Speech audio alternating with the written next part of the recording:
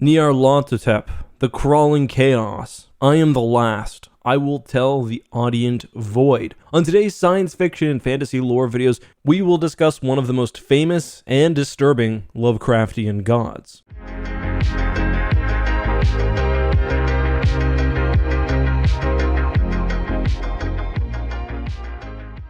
Today's video is brought to you by Privacy.com, the service that lets you buy things online using their virtual cards instead of your real ones. Have you ever maybe signed up for a Disney Plus subscription to binge watch The Mandalorian, then forgotten to cancel your membership before the monthly charge? Well, with Privacy.com, that won't happen. Not only is your information protected online from hackers or data leaks, but you can also choose how to manage ongoing payments. You can choose cards with only a single-use option. You can set a spending limit so price increases don't catch you by surprise. Or if you don't want to deal with customer service, you can just pause your card if you want to cancel a service. So Privacy.com offers protection not only from bad actors online, but also annoying subscription services. Privacy also offers a pro and teams plan with money-back benefits and more. So if you're interested, go to privacy.com/Eckharts. That's linked down in the description. And new users, as I mentioned, will get $5 towards their first purchase. Thank you to Privacy for sponsoring today's video. Let's continue the content. Today we'll be featuring Nyarlathotep, the crawling chaos, a being which first appeared in a short story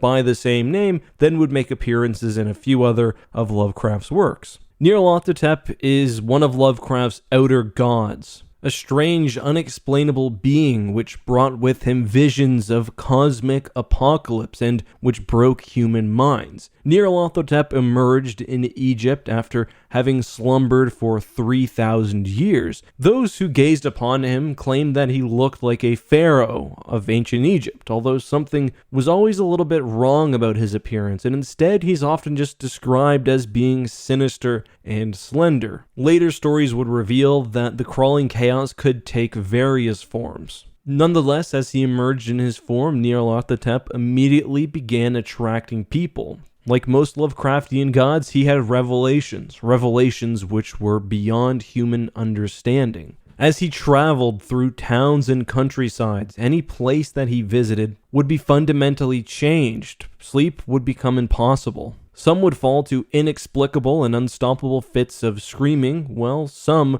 would follow Nyarlathotep and join him on his sojourn. The greatest fascination of the crawling chaos was that he brought visions, revelations beyond the understanding or scope of man's mind. Here's a quote from the original story. "My friend had told me of him, and of the impelling fascination and allurement of his revelations, and I burned with eagerness to explore his uttermost mysteries. My friend said they were horrible and impressive beyond my most fevered imaginings, that what was thrown on a screen in the darkened room prophesied things none but Nyarlathotep dared prophesy, and that in the sputter of his sparks there was taken from men that which had never been taken before, yet which showed only in the eyes." This is a very common theme within the works of HP Lovecraft, the fact that there is some cosmic truth or cosmic secret which calls to man but is ultimately impossible for man to understand, and which often drives people to insanity. Sometimes the insanity comes simply from gazing upon the creature, trying to understand its scale or nonsense geometry.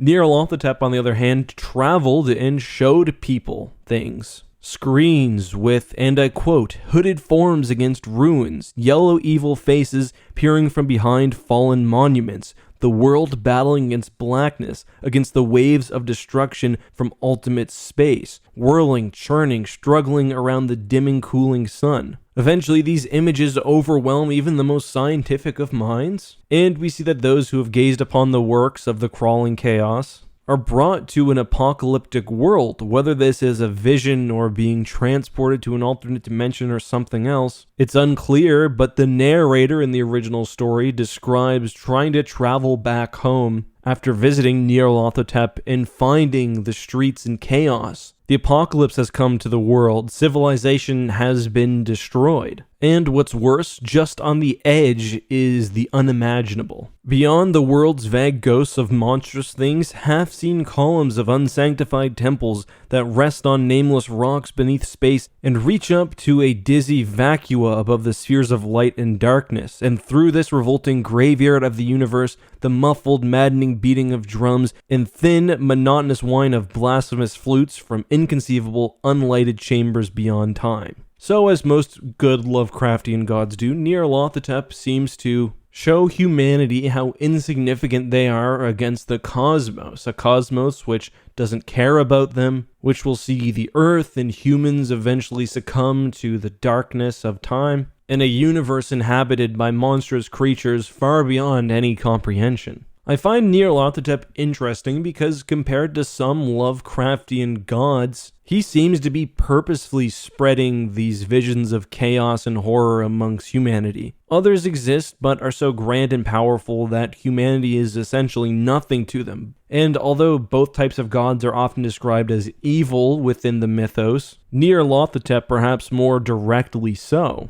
In The Dream Quest of Unknown Cthulhu, also by HP Lovecraft, Nyarlathotep is described as a messenger for the other gods. And in other works, he's described as purposely putting on the mask of man. The Dream Quest of Unknown Cthulhu also sees Nyarlathotep appear in the dreams of humans in an attempt to pull them before other Lovecraftian gods. That story also describes the somewhat crafty nature of the crawling chaos. He sometimes will offer people what they want, but in the end, as described in that story, madness and the void's wild vengeance are his only true gifts. He appears in other H.P. Lovecraft stories and in associated works created after Lovecraft's death, sometimes appearing in this quasi-human form, sometimes in other forms. But as a sort of messenger of gods holding dark secrets of the universe, his name is often invoked in other Lovecraft work, usually in reference to cosmic and disturbing secrets. As I mentioned, I do find the crawling chaos interesting because he does take a human form, unlike most Lovecraftian gods, which are often just described as being horrible to view beyond measure. He also does have an actual personality. That is evident not only in his original short story where he gets mad at the onlookers, but also especially in the Dream Quest of Unknown Cthulhu.